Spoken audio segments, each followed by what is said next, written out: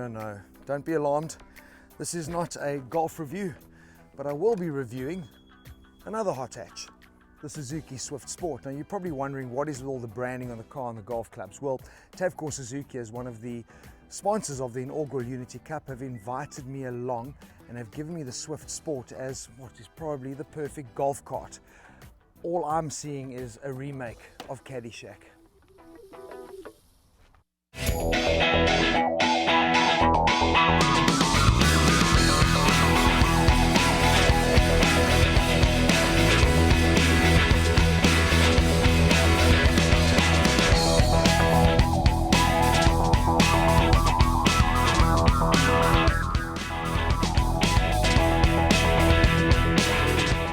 The Unity Cup is an Eastern Cape business initiative bringing local business together for a weekend of golf and networking.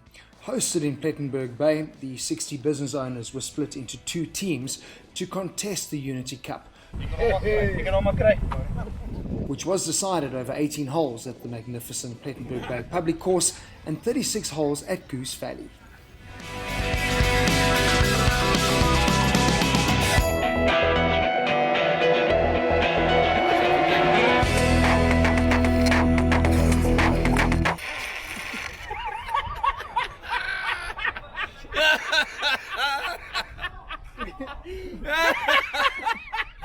So you're probably wondering, how did the golf go?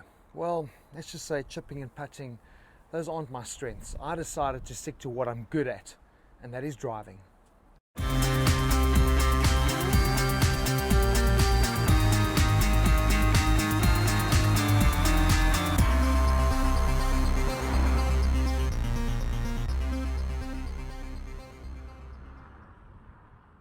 I drove the Swift Sport a year ago when they launched it at Red Star Raceway, and like the rest of the motoring media, I left the track that day super impressed. But let me tell you, having spent a week with it, driving around town, hitting the open road to Plettenberg Bay and back, its overall performance is actually even more impressive. You see, the problem with launching a pocket rocket around a circuit is that it's so easy for the sense of speed to be lost, sucked up by the width of the track and by the open nature of a circuit. So you miss out on that punch and how the power gets delivered.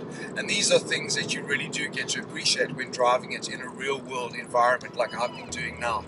And this 1.4 litre booster jet engine is bloody brilliant. Look, let's be honest, the Japanese may be slow to change, but when they do get it right. And this is exactly what the Swift Sport has been screaming for, is a turbo, especially for the performance enthusiasts that are living at higher altitude. So it may only have 3 kilowatts more than the outgoing 1.6 litre naturally aspirated engine, but it is all about the power. A massive jump up of 70 Newton meters thanks to that turbo.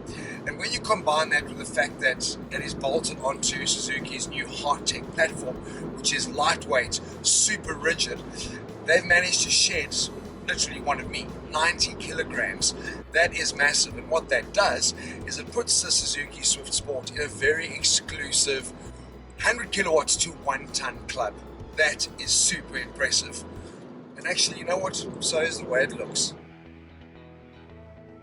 The current Swift range is longer, wider and lower than its predecessor, but what is different on the Sport is the front design with the all-new nose, which increases the length ever so slightly.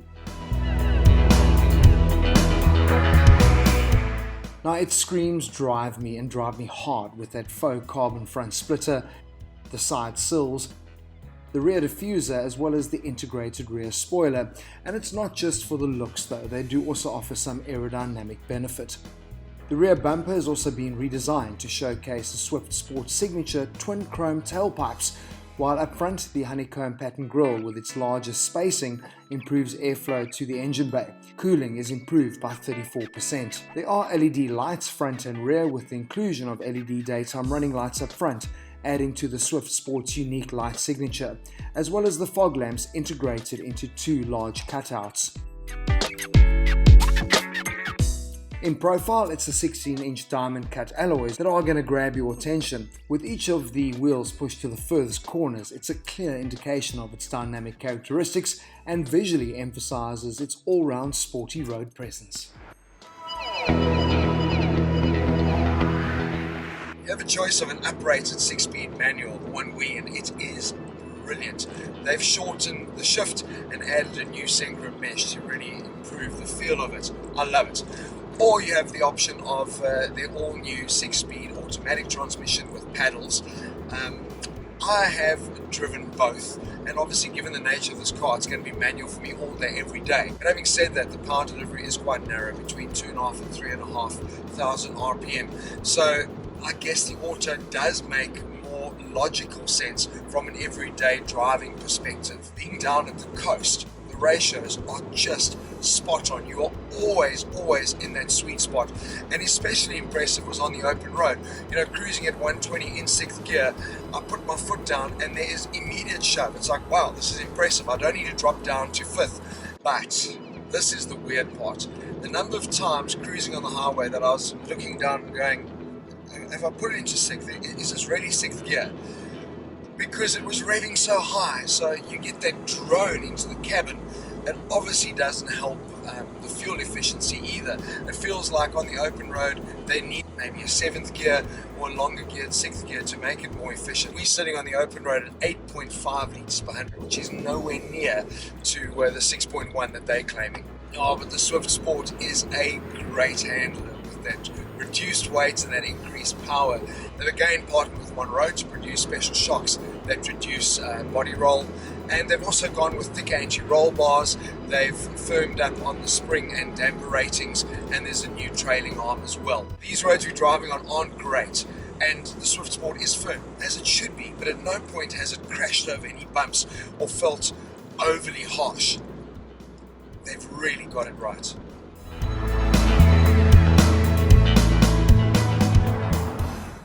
Now, from a driver's perspective, you are going to love the squared off D-shaped steering wheel. It's pretty chunky as well, with steering mounted controls as well as cruise control.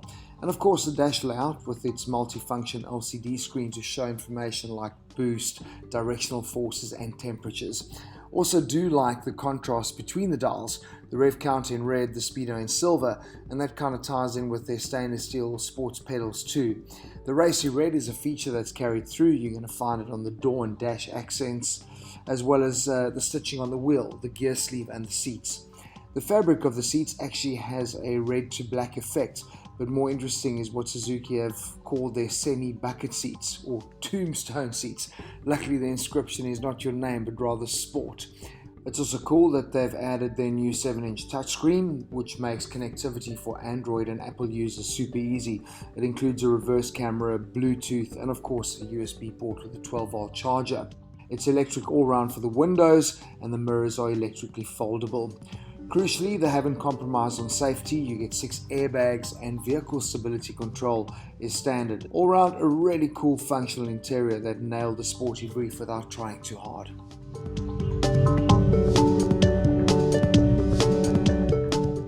Suzuki have done a top job keeping pricing competitive, just 12,000 Rand up on their launch pricing from a year ago.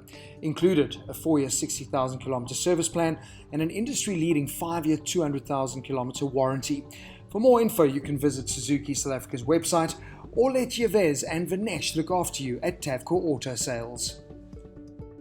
So like with any car that's moved to force induction, it forces a change in your driving style too.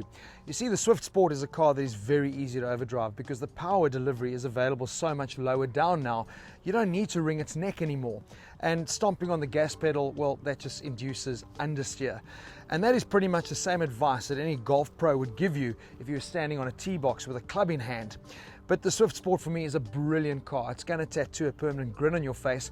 And what's more, I don't think it has any competition in our market because the Renault Clio RS and the VW Polo GTI have all powered up, but they've also priced up. You're looking at 100,000 Rand more than the Swift Sport to get into one of those. That's massive. So I think Suzuki have really teed this up perfectly. All you've got to do is drive it.